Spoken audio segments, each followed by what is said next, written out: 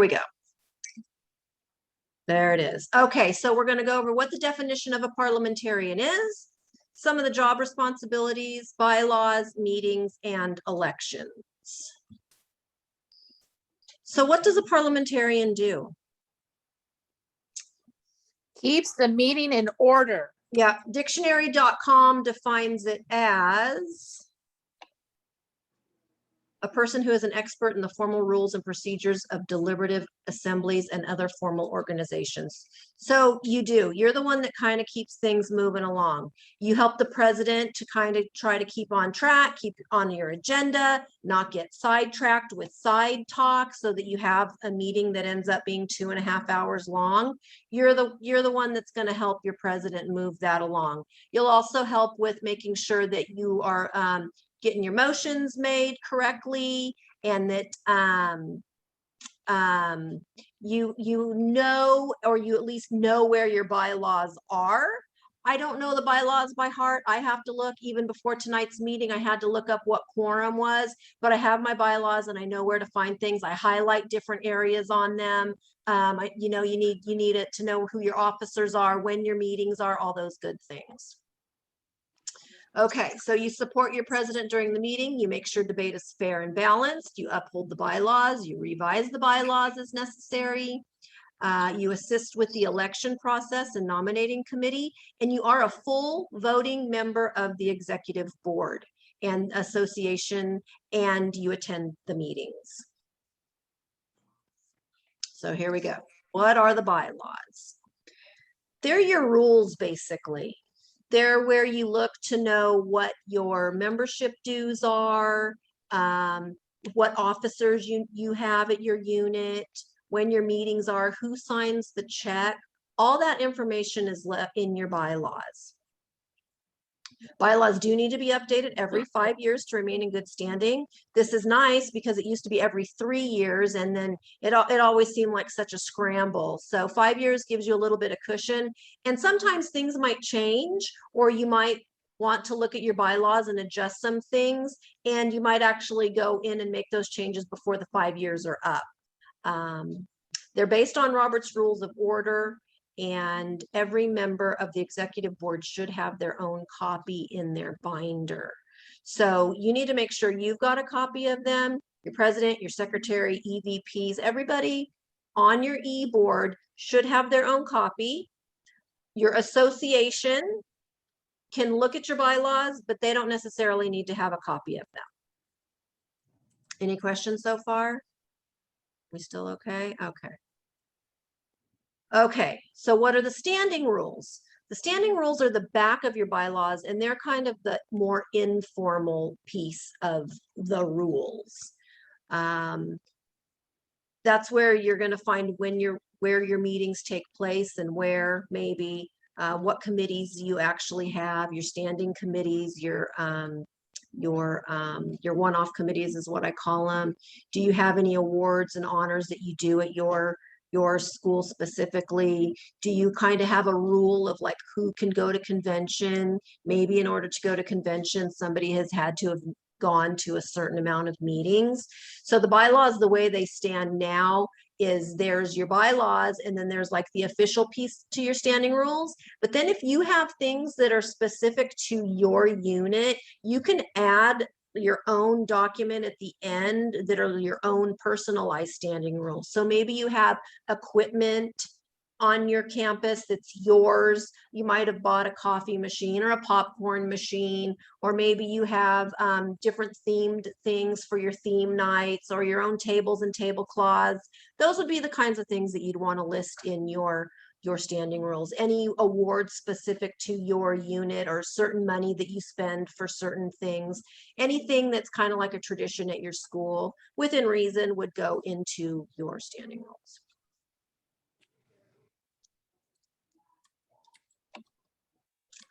Dominic. What you can find in your bylaws. So this is where your sorry, my controllers are over. Your organization name and the basic policies your dues and amounts to remit, election and nominating procedures, the responsibilities of the officers, who are actually your check signers, and the procedures on officer position neglect. So in the very back of your bylaws, it has like your numbers, like your tax number and your whatever number. I don't know a lot of the financial stuff, but your PTA unit number is there. Like different things you would need, like if you're doing the financials, are in your bylaws. Your remittance and your amounts due, like they were talking about, how much do we remit up? Your dues, your membership dues, how much goes sent back out up to council, and then council sends up to district and state. Your election and nominating procedures, that's the date that you need to have those specific meetings and how many people are on those committees. It also goes over what the responsibilities of are for your officers. Check signers too.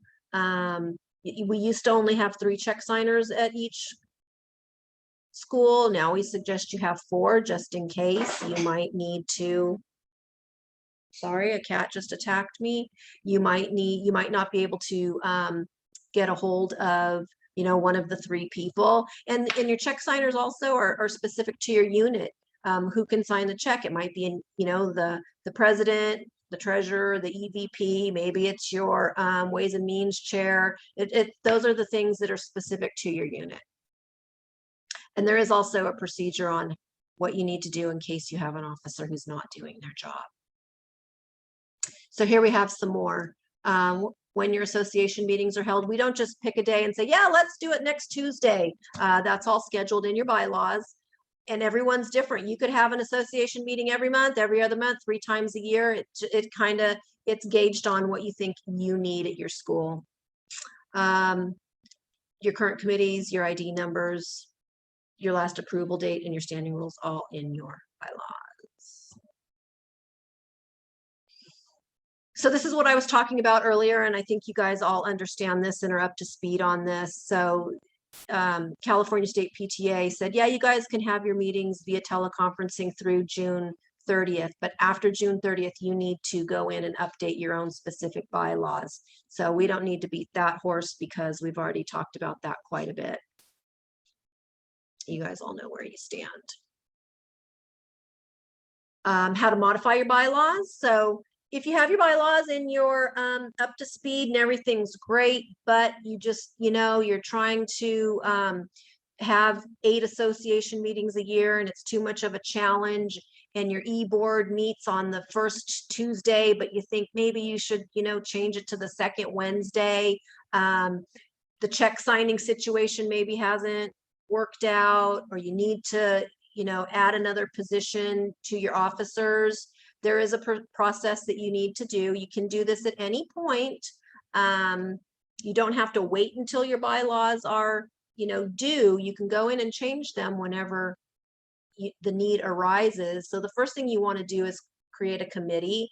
The parliamentarian does not go in and make all these decisions on their own. You definitely should be a part of that conversation. Then once your committee meets and you come to your agreement, then you want to bring that to your executive board.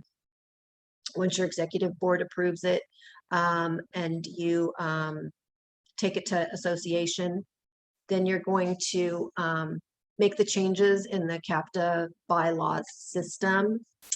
You do that, you kind of go back and forth, right?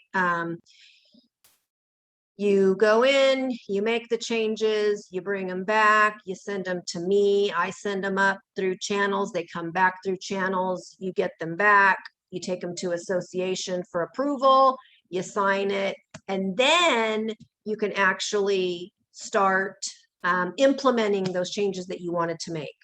Okay, so this is the important part right here, is if you want to make the changes and you send your bylaws out to make these changes, you have to wait till they come back from state approved before you can actually implement those changes at your school.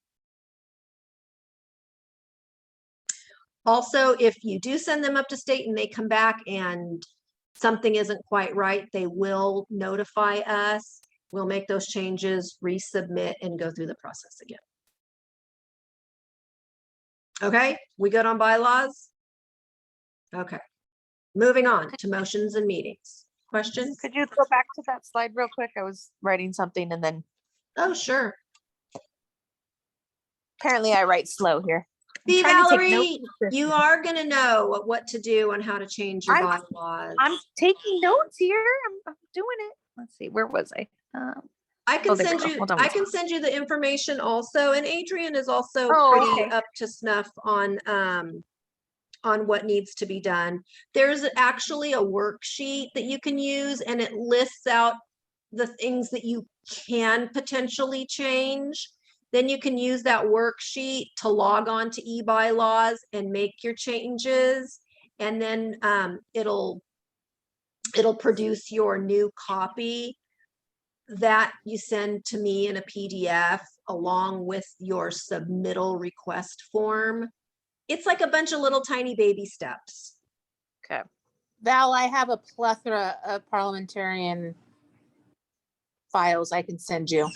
Bristol kept telling me that she was gonna get it to me and I still haven't got anything, so. Okay, remind me tomorrow. I'll email you a bunch of stuff. And Okay. I have it too. So any piece or any part that you have questions, you can always contact me.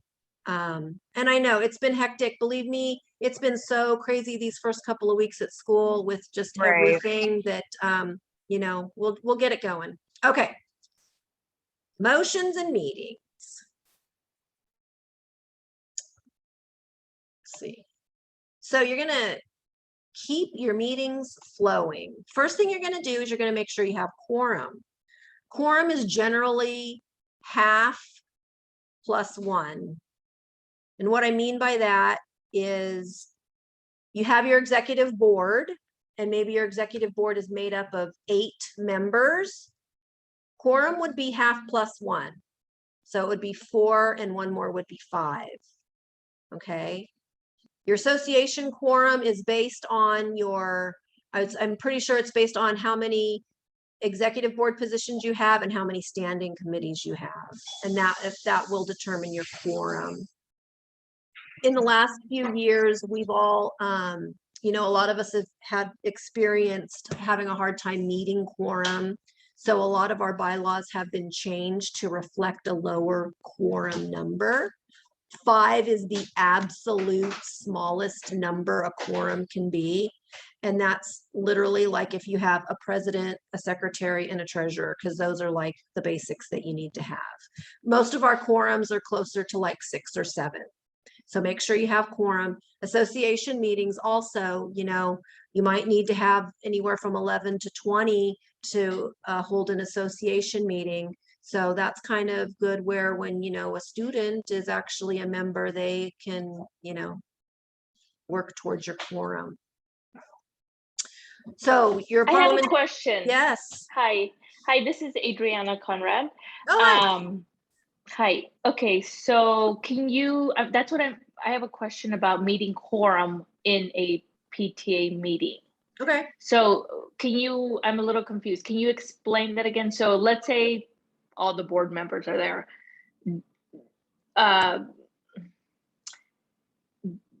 The people that are not like the board members, like the parents, is that what you mean by quorum? We need to have so many parents there, or I don't understand. You're talking association meeting or e-board? Yes, not e-board, Association. association. Yes, your association are your parents that have joined your PTA. That is your association. The meeting. Yes. Right, the meeting, because they don't have to be members. They can show up to a meeting, right? That and is it doesn't correct. matter whether. Okay. Any so parent on your campus can attend a PTA meeting, even if it's on Zoom. But your PTA members are the ones that you're going to count towards making quorum. Oh, got it. Okay, I see. So how do we know? I know how many e-board members we need to make quorum, but how do I figure out how many PTA parent members I need for a PTA meeting? That's going to be in your bylaws also. Okay. And it's different for every school based on the amount of officers and committees that you have on your campus. Okay, if I have questions on that, can you and I discuss that later? Absolutely. Okay. Yes, All of right, because course. I'm a little confused on that part, but okay. Sure. All right. Quorum is kind of kooky. And I mean, bottom line is, you know, we're not going to be the quorum police, right? Mhm. But we do need to try to encourage our association members to attend our meetings. So most quorums are anywhere from like 11 to maybe 20 people. Your executive board does count towards meeting quorum at an association meeting. Got it. Okay, and I Okay. know, like, for example, I know for sure that for our e-board meetings, we need to have 7 members to meet quorum for our e-board. Right. Okay. Let's say we if we don't meet it, do I have to tell the president, oh, we can't continue? I mean, what is it that or the verbiage that I need to use if we don't have quorum? Just tell her we can't proceed with this meeting. Does it get rescheduled, or the e-board meeting? If you don't meet quorum at your e-board meeting, you can't move any business. Okay. So Okay. you wouldn't be able to you know, make any kind of motions or talk do any kind of voting or anything. You could still plan, but you wouldn't be able to do any kind of formal business. Now, at your Okay. executive board meeting, your principal counts towards quorum. And if Okay. you have a teacher rep, your Yeah. teacher rep counts towards quorum. Okay. Okay. Got it. Okay. Okay. So we could still proceed with the meetings. We just can't approve or do any motions until we meet quorum. But we could plan and discuss other stuff. Is that what you're Yes. saying? Yes. Okay. But Thank nothing you official. for You can't come to any kind of official business. business or any kind of official. Yeah, you would still have to meet officially with meeting quorum, and it could be just, you know, maybe a super quick meeting before a different event, or, you know, just a quick, you know, maybe 5-10 minutes as everyone's dropping kids off at school type of thing, just to get the business piece discussed. Got it. Okay. Thank you. Sure. Okay. Quorum is a tricky one. Okay, here we go. Steps to making a motion. So 8 steps to making a motion. First, the person that's going to make the motion is going to obtain the floor. That just means that they're going to stand up or say, you know, they have a motion to make. They'll be recognized by the chair. That's most likely going to be your president. They make the motion. I move to. We don't motion to, we move. We're going to move the business. The motion gets seconded. Now, this is important because you want to get the motion seconded before you do anything else. Seconding a motion doesn't mean that you agree with the motion. It just means that you are acknowledging the motion, and now you're going to discuss it. The chair will then restate the motion. That's usually your president again. So the motion is, then we open it up for discussion. Then is when you have your debate and your discussion. Staying on topic, right? So if I move to have the Harvest Festival the Friday before Halloween, and it gets seconded, and then we discuss, we don't need to start discussing the details of the Harvest Festival, right? We don't need to discuss every vendor that's going to be there, if we're going to have costumes or not, if we're going to serve food. That's a separate conversation for the committee. But we might have a discussion to have it or not have it, just depending on the way things are going. So we debate, we discuss, and then we put it to the vote. And that's gonna be your chair again, all those in favor and opposed, and then we announce the result.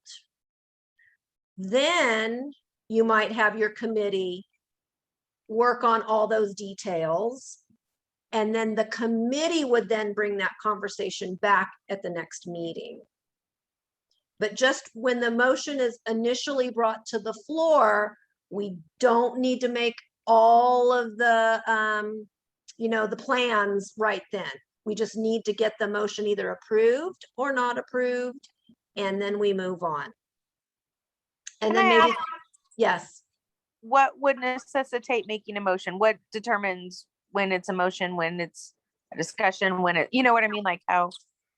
Anything that you want to move, anything that you want to do. So even Mhm. like tonight at our meeting, we, well, at the association meeting, a lot of time we bring it forward because we vote for it at the executive board meeting. But anything that you're going to do, you want to open the lines of budget on for your specific event or your line, right? So if you're the hospitality chair, you might need to open up your budget line so that you can start buying waters or sodas. So you would want to move to open your budget line. You might want to provide water for back to school night. You might need to make a motion. I move to provide snacks not to exceed $200 for back to school night. Anything you do, any decisions that you make, you need to bring it to the group and vote on it. Okay, so any decision that needs to be made needs to have a motion.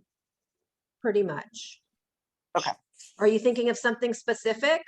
No, I just, like I obviously hear them making motions all the time, but I don't know what is the motion needed when it's, I know the big ones where you need vendors approved and stuff like that. But aside from that, like, is it just money spent? Is it, I was trying to figure out like when exactly you use it. Any kind of events or money spent, you definitely need to bring to the group. Unless you don't need to bring it every time to the meeting. I mean, maybe at the beginning of the school year, you open the budget for postage, right? So if you open your line for postage, you don't need to come back to every meeting and say, I move to spend 45 cents to mail out. You know what I mean? Because you already opened your budget line at the beginning. Those kind of make sense? Yeah. Okay. Okay, so are we good with how to make a motion? Believe me, I screw it up all the time. That's why I usually end up seconding. So we do have different voting methods. 9 times out of 10, you're going to use a voice vote. All those in favor, any opposed? Sometimes we might need to do a show of hands, a roll call, a ballot vote, or a general consent. Those happen so rarely. I'm not even sure what would happen that you would need to do a show of hands or a roll call or a ballot vote. If anyone's interested, I could find out and dive more in depth in that. But for the most part, you will just have a voice vote. Okay. Any other questions on motions, making a motion? We could probably talk for 4 hours on how to make motions and amend motions and strike a motion, but that's like pretty intense stuff. So again, we could always meet at a different date, or I could get you more information on the ins and outs of, amending, striking, and all that good stuff. But for the most part, I really think that, just following these 8 steps to get your motion brought forward and voting on it appropriately is a good place to start. So nominating committee and elections. You as the parliamentarian will facilitate putting together a nominating committee. Okay, so your nominating committee is elected at the, let me back up. So you don't necessarily need to be on the nominating committee. You just need to make sure that you get one put together and you get the nominating committee set and started, and they know what they need to do, and then you can send them on their way. So in your bylaws, there is a month where you do have to put your nominating committee together. And when you do that, you have to read a certain section of the bylaws, and there's a script for this. And I do plan on sending it out later in the year. I didn't want to, you know, so I will send a monthly email out like I've been doing, and hopefully everybody's been getting it. Bylaws was the hot topic right now. I didn't want to inundate you with every single form and flyer and, you know, direction. But as we do get closer to NOMCOM, I'll send that information out along with the election information also. This is So- just the nominating committee for when you're suggesting who should be next year's officers? That is correct. Okay. Yes. So there is like a step-by-step, and like I said, there is a form for that, but that's not until, you know, fall that we do that. So the parliamentarian will set the committee up with the rules of forming the slate. That's going to be the list of the suggested officers. You will make sure that you have a chairperson for your nominating committee. You'll make sure to give them a copy of the bylaws so they understand what positions they need to fill. And then you're going to make sure that they all have phone numbers, emails, and a way to get a hold of each other. Most nominating committees are 3 people with 2 alternates. That number is determined in your bylaws also, but most of them are 3 and 2. You can be a part of the nominating committee, but you don't need to be. Anybody who was on last year's nominating committee can't be on the new nominating committee. You can definitely partner with your principal. The president is not on the nominating committee. Okay. You can be on it. You can consult your principal, but the president is not a part of your nominating committee. So when the nominating committee gets together, they're gonna choose who they think are the right candidates for the job and approach people and maybe shift around the current board is kind of what happens a lot. Ideally, your nominating committee is going to put 1 person in each spot of the slate, and then they will ultimately present that to the association. But we have time before we start worrying about NOMCOM, as it's so fondly referred to. I like to be prepared, so I'll definitely get the information out to you well before you need it. But again, I didn't want to, you know, write a book and say, here, bye, see ya. Call me if you have any questions.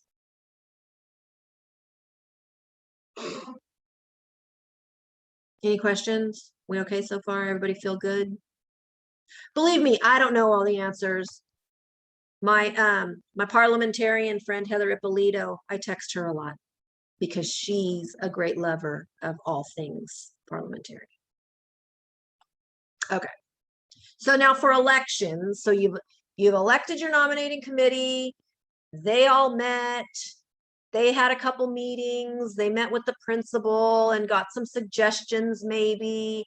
They got their slate. They're ready to go and bring it back to the association. So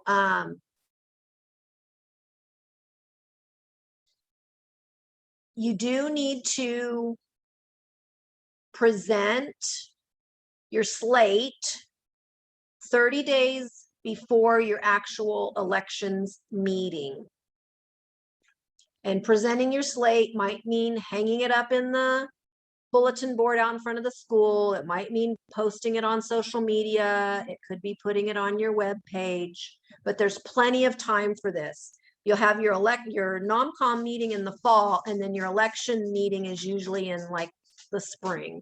So your nominating committee meeting might be in November or December. That's when your nominating committee is put together and meets. And then your elections is more than likely going to be in March or April. So you've got enough time to talk to the people, get your slate together, and post your list 30 days before you have your meeting. So now at the election meeting, you will, as a parliamentarian, have a part of the bylaws that you read again. And it's all very repetitive. And some of it might as well be in, you know, Latin. But we need to make sure we're going through the steps so that we're keeping everything above board and everybody knows that, you know, we are following the protocol. Okay, so you will read a part of the bylaws, and there's a script for that. The president's then going to call the nominating committee chairperson to read the report of the committee. You'll have your election. The parliamentarian is just overseeing all of this. And there's a lot of repetition. I think when you read through the script, you know, the slate's read, and then the president goes back and names everybody, and then, you know, you vote and do the whole thing. It's a lot of repetition, but that's the way it needs to be done to make sure that it's done the right way. Okay, so you can't take nominees off the floor, nominations off the floor. It happens rarely. We'll talk more in depth about that later too, because somebody that wants to run off the floor definitely can, as long as they have been a member for 30 days. So once you post that slate and people see who you've chosen, they can't then join and run from the floor. Make sense? Okay. Ideally, you'll have one person per position. Hopefully, you'll have at least one person for each position, and then you'll take a voice vote. Now, if you do have someone that happens to run from the floor, if you do end up with more than one nominee for a position, then you will take a ballot vote here. But again, we're doing this in March or April, so we have time before we need to dig into this a little deeper. Okay, we all still following? Good. Everybody's still awake? Okay. Okay, so this is me, Christy Crown at sbcglobal.net. You can always email me. And if I don't get back to you right away, I will try to get back to you as soon as I can. Our Santa Clarita website, scvpta.org. You know, our board members are really good about keeping that current and loading a lot of information that pertains to us in there. Like they'll put a lot of the forms on there. They put the trainings on there. They've all these like share sessions we've been having. They've been putting a lot of that stuff there. CAPTA.org, that's where I get all my information. So any flyer or any form I've sent out to you, I've probably taken it right off the CAPTA website. On my emails, I'll put the link right there.